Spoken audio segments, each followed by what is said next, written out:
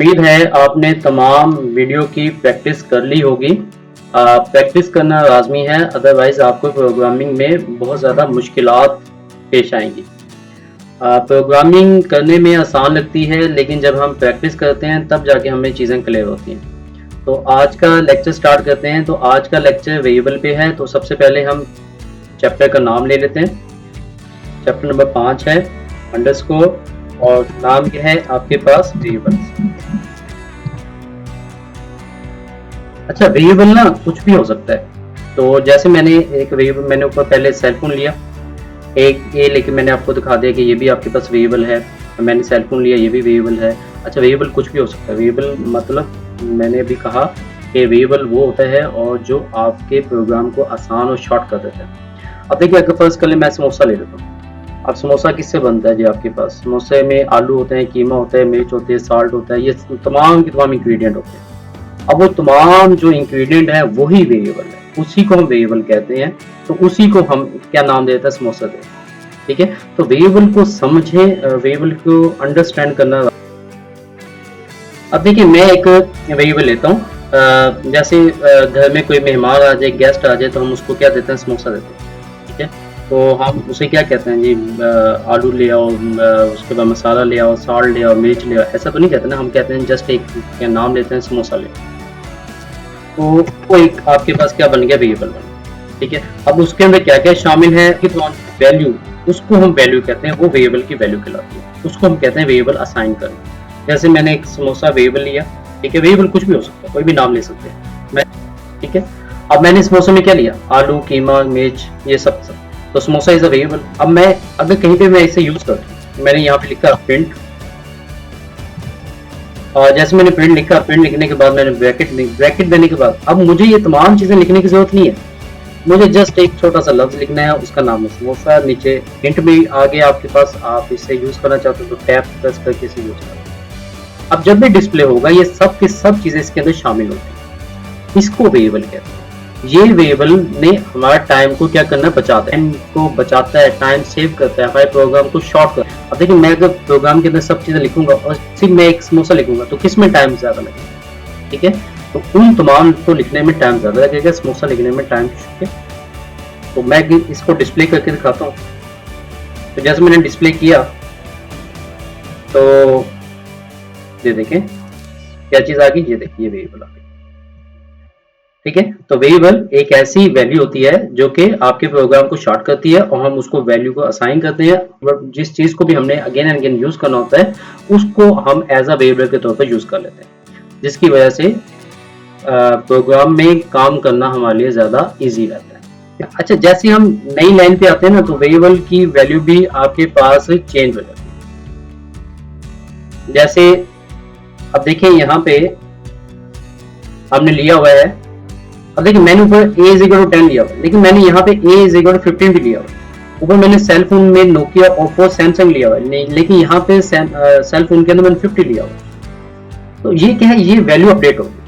अब जब भी मैं इनको डिस्प्ले करता हूँ, ऊपर जो चीज आई थी वो आपके पास कुछ ये थी। अब देखिए, यहाँ पे अब चेंज हो गया। अब देखिए, ऊपर आया जी नोकिया, सैमसंग, ये सब। जब नीचे हमने डिस्प्ले किया तो ये यहाँ पे 15 आ गया, a इज इक्वल टू 15, और 10 था, यहाँ पे 15 हो गया। अगर मैं देखना चाहता हूँ कि वेरिएबल की टाइप क्या, तो मुझे कुछ भी नहीं करना, जस्ट एक सेंटेंस लिखना है। मैंने लिखा प्रिंट ब्रैकेट, और इसके अंदर मैंने लिखना टाइप। अगेन ब्रैकेट मैंने देनी है, और जिसकी मैं वैल्यू मालूम करना चाहता हूँ, यानी जिसकी मैं देखना चाहता हूँ उसकी टाइप क्या है, तो उसको कीवर्ड को, उस वेरिएबल को मैंने यहाँ पे लिख दूंगा। जैसे मैं समोसा की देखना चाहता हूँ, तो मैंने टैब प्रेस किया, ये समोसा। अब इसकी क्या वैल्यू होगी, मुझे वो जानना है कि समोसा का डेटा टाइप क्या है। तो जस्ट मैंने ऐसे लिखा, प्रिंट टाइप समोसा। तो इस सिंटैक्स को आप अपने पास नोटबुक के अंदर लिख लेंगे। तो मैंने जैसे लिखा, तो ये देखें, उसने मुझे इसकी टाइप क्या बताइए? स्ट्रिंग। पता कि स्ट्रिंग क्या होती है, तो थर्ड चैप्टर को जाके अगेन देखिए स्ट्रिंग क्या होती है। स्ट्रिंग आपके पास मोर देन वन कैरेक्टर्स आपके पास क्या कहलाते हैं? स्ट्रिंग कहलाती है।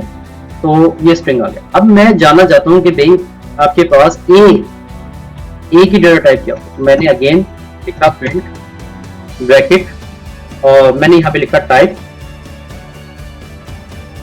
और फिर मैंने ब्रैकेट दी। ब्रैकेट देने के बाद अब मैं ए की वैल्यू लिख देता हूँ। जैसे मैंने ए की वैल्यू लिखी, तो यहाँ पे मुझे एक ही डेटा टाइप बताएगा। एक ही डेटा टाइप क्या है? इंट। इंट क्यों है? क्योंकि यहाँ पे न्यूमेरिकल इंटीजर है, ठीक है। तो ये है आपके पास टाइप। तो इस तरह से हम वेरिएबल की टाइप भी मालूम कर सकते हैं।